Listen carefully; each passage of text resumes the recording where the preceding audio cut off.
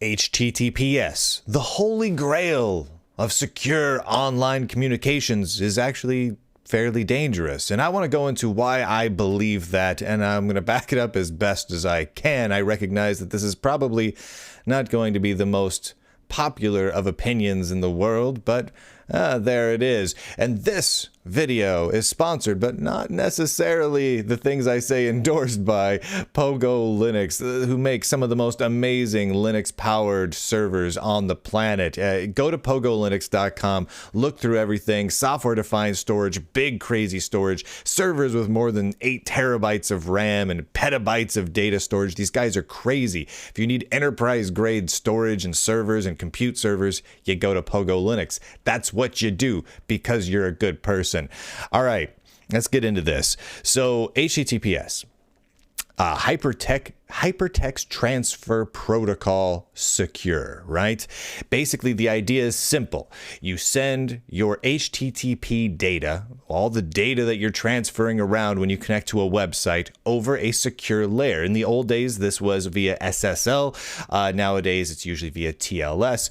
Secure. Encrypted, end-to-end encrypted. So why would that be a problem? Well, to start with, I want to make sure this is very clear.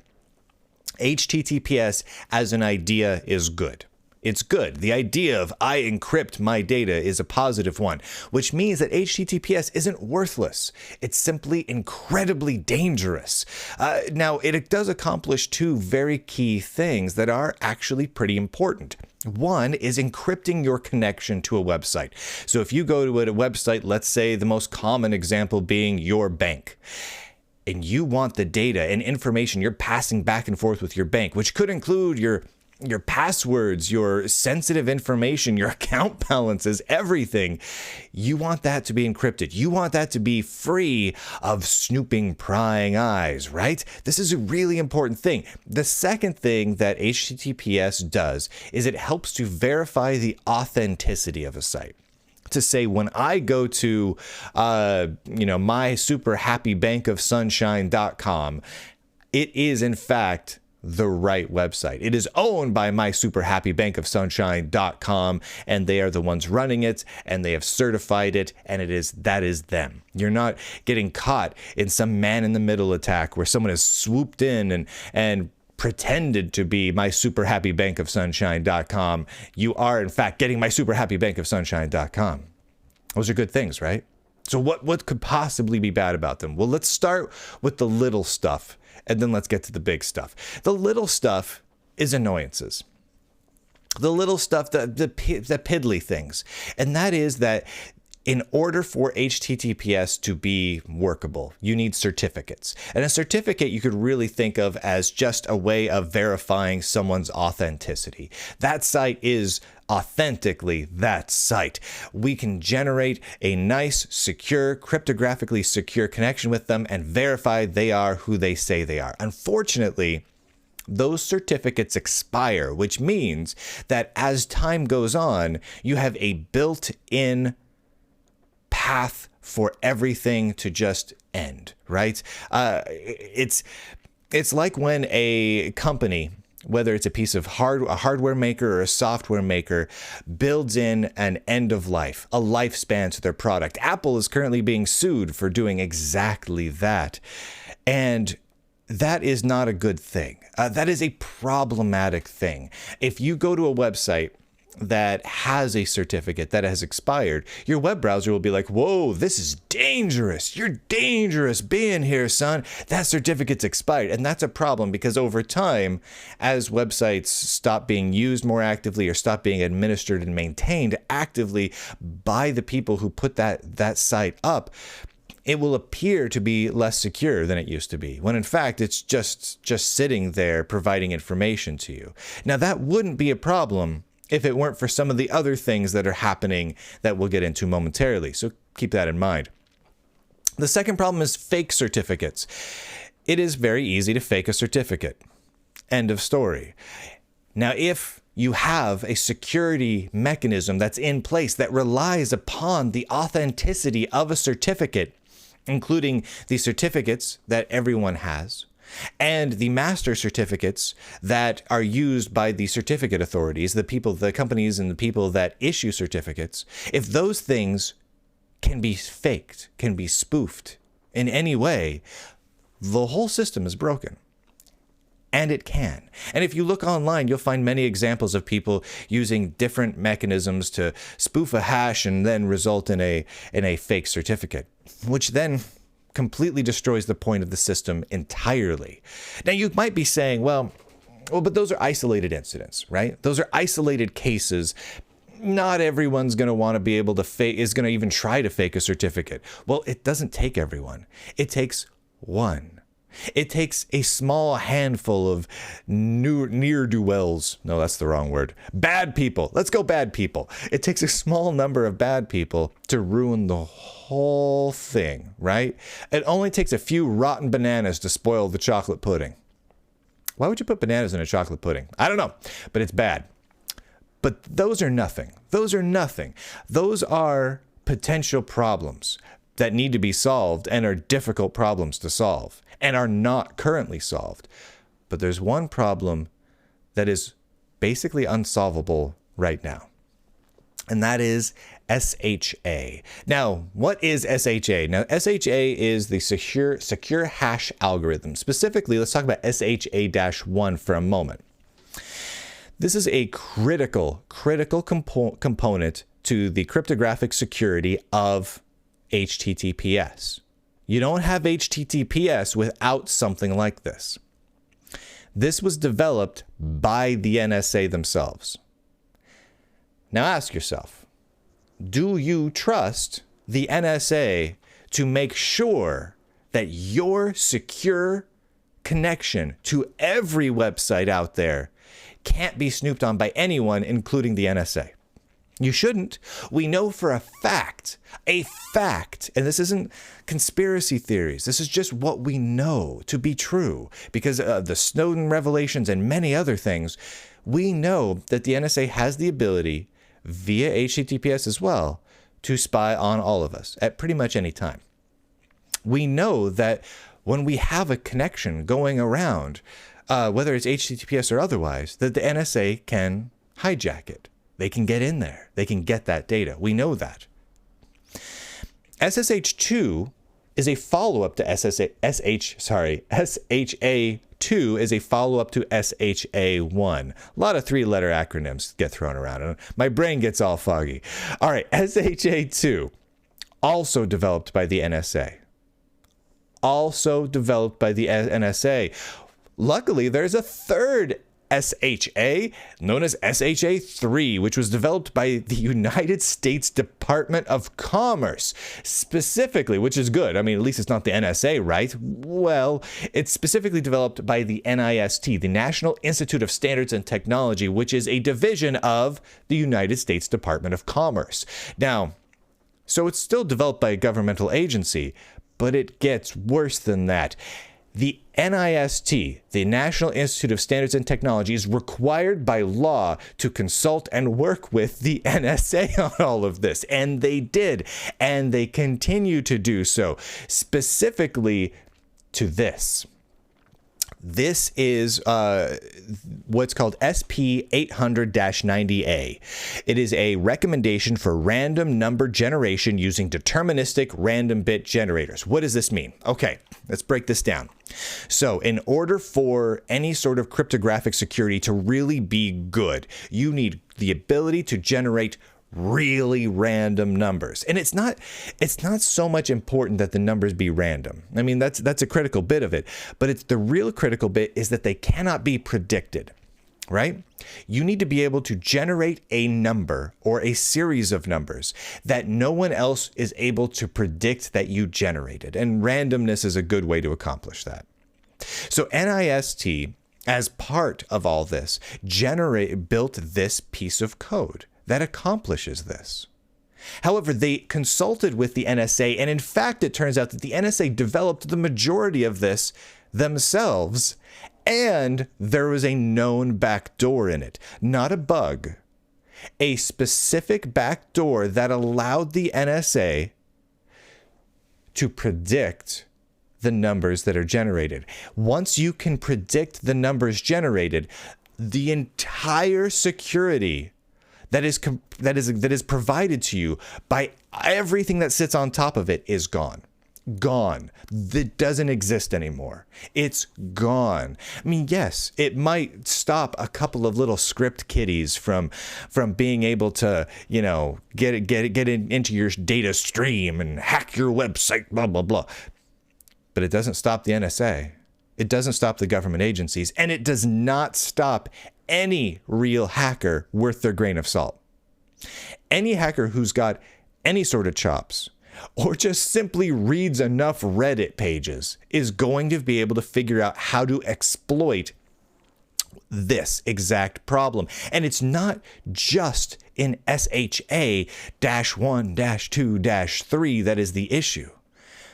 A lot of this code comes from the NSA and related organizations.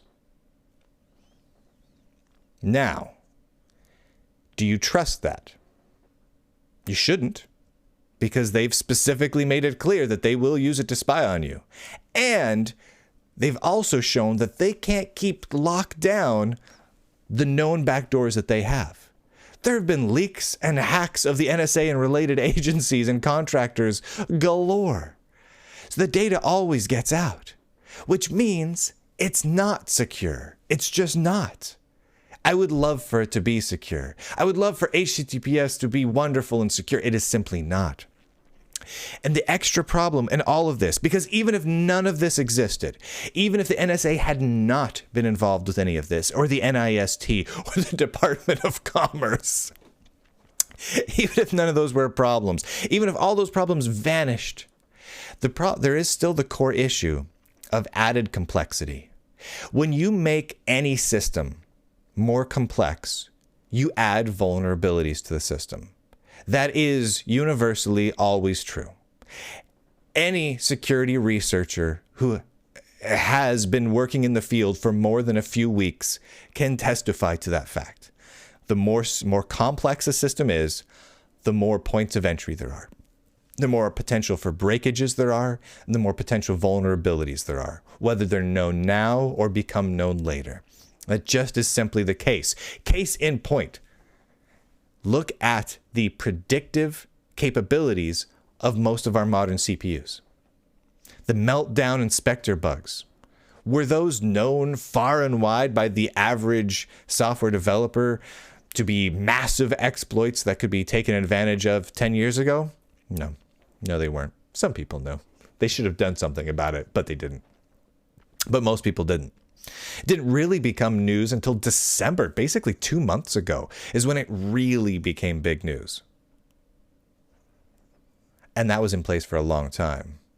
And we based such a huge amount of our critical infrastructure on those systems that had those serious vulnerabilities. And those vulnerabilities existed because of the added complexity of the system. By adding predictive capabilities into the chips themselves, it made them more complex, which made more vulnerabilities possible. And not theoretically possible, in practice. We can point at them and say that is vulnerable. It just is the way it works. Now, all of this is compounded by the fact that starting in July of this year, Google will begin labeling, and across its browser, every HTTP site, as in sites not currently using HTTPS, not using the secure version of HTTP, as not secure. I'm just going to read this little article, this little tidbit, this quote from xdadevelopers.com, because it blows my mind. When it comes to making the internet a safer place, Google is leading the charge. Sorry, XDA developers, you're wrong on that one. Google is leading the charge. For years, it's campaigned against unsecured HTTP sites that solicit sensitive information like payment details, and in 2015 began prioritizing websites that use HTTPS, an encrypted alternative to HTTP, in Google search. And starting in July of 2018 with Google Chrome version number 68, Google will begin designating unencrypted websites as not secure with a label in the address bar. Google began labeling HTTP pages with password or credit card form fields as not secure in January with Chrome 56, but recently brought the not secure label to Chrome's incognito mode. But in Chrome 68, it will show the not secure tag by default on all unencrypted websites. So basically, what we have is a false sense of security in HTTPS because it's already been completely busted. It's been circumvented by hackers out in the field generating false certificates, and able to create man-in-the-middle attacks where they basically trick you, by the NSA and by other governmental agencies who had a hand in its design and specifically built in backdoors. We know that for a fact. And now Google is saying we better all be using it. You'll notice if you go to my website, lunduke.com, there's no HTTPS because it's pointless. Let's think about this for a moment. Go to lunduke.com. There's nothing you can do there where you're sending around passwords or bank account information. It's just a website that you can read, and it's got some stuff on it, and that's it. Whether it's HTTP or HTTPS, I can find out if I know what you're doing, and if I can grab onto your connection to my website, I know where you are. I know what computer you're using. I know what IP address you're at. I know what website you're going to. I know what requests you're making to that website. The only thing I really don't know is what the specific contents of that data were, but I can figure it out just by going to the friggin' website myself and doing some deductive research. So there's really no added security by me having HTTPS or even anything like it on that website. That doesn't mean HTTPS is bad. But it does not prevent man-in-the-middle attacks, which is one of the stated goals of HTTPS. It could, in theory, prevent man-in-the-middle attacks, but it's broken, so it doesn't. Anyone, government agency or otherwise, or just mean hackers, can still see what sites you're on anyway. Also, those agencies already have backdoors into all of this, which provides you with a false sense of security. So if you're going to a site that you go to HTTPS, a little lockdown icon goes up there and you feel secure. Interestingly, lunduke.com, if you go there, Google considers it to be a relatively insecure site. Many of the security analyst type websites view my website as somewhat unsecure. It's just not secure. Even DuckDuckGo has a plugin for Firefox and Chrome and whatnot that will give each website a letter grade. I believe it gives lunduke.com a D because it doesn't have HTTPS. If I added HTTPS, would that make it more secure? Nope. But there you have it. Because everyone is just on this bandwagon of it. We have to use this tool because it is the way forward. Does that make HTTPS bad? Yeah, I think so. But not because the security is bad. HTTPS and the idea itself and the implementation is useful. It does provide encryption. It does make it a little bit harder in certain circumstances for people to get the data that you're passing around. If I'm connecting to my bank, would I prefer it to be over HTTPS than, say, just plain text HTTP? Yes. Yes, I would. I absolutely would. But is it the Holy Grail? No. In fact, because it is trumpeted as such a critical piece of the security infrastructure that we all need to be using, so much so that websites that don't use it are bad and evil and awful, that lulls us into a false sense of security here. Because HTTPS is not secure. There are backdoors into it. There are bugs related to the design. We know about those. That's just the things we know about. And we know there's going to be more that crop up. We just know it. Software is inevitably insecure. It just is. It always has been. There has never been a unbreakable system created. There never has. And there never will be. How do we know that for sure? Because there's never been one that's fully secure. If someone can prove it to me that there will be a perfect security solution, I'm all ears. Show it to me. Until you can show it to me, it doesn't exist. And until you can show it to me at least one time in all of human computer history, then it probably will never happen. This is definitely concerning. It's something when you look at it and people pushing this forward, it makes you wonder why they're pushing it forward so much. Not producing something that doesn't have backdoors. Notice Google's not out there saying we need to create a system like HTTPS, but that is completely unencumbered from, say, the NSA's code that they want to inject their backdoors into. Google's not saying that. They're just saying, yes, great. Let's take that NSA code and let's make sure we use it. And let's shame anyone who doesn't use it. Does that raise red flags for anyone else? Raises a lot of red flags for me. A whole hell of a lot of red flags for me. HTTPS is dangerous. End of story. I don't have a solution here other than we need to ditch all this. And maybe it's time to start over a little bit on some of these communication protocols. And this time, let's keep all of the big companies and the governments out of it entirely and not allow any code contribution from them. Other than that, I don't know a solution. I know that's harsh, but I can't think of a solution. These opinions were not necessarily endorsed by the sponsors of this show, Lulzbot, who make truly fantastical 3D printers, such as the one you see in the darkness there behind me, the Lulzbot Mini, which I love tremendously. Prints about a 6x6x6 inch print surface, can handle a ton of different filament material types. Nice heated bed, awesome. Love these guys. You can find out more at lulzbot.com. And System76, who produce many laptops that I have been lusting after recently, all shipping with Linux. In fact, the very distribution of Linux that I'm running here on the show right now. In fact, the hardware that powers the Lunduk show all comes from System76. I use their Wild Dog Pro desktop. You can also pick up some of their laptops, which I am struggling with figuring out which one I want right now. The Bonobo and the Serval workstation are just beastly machines with nice big desktop class GPUs, and I want that in a laptop very badly. You can find out more over at System76.com.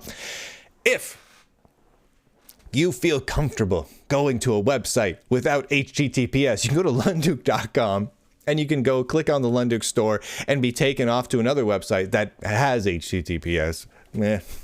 And you can make purchases of shirts and books and coffee mugs and with Linuxy things and code on them and this Kill All Humans shirt and all sorts of different things. And of course, a big shout out to my Patreon supporters who make this possible.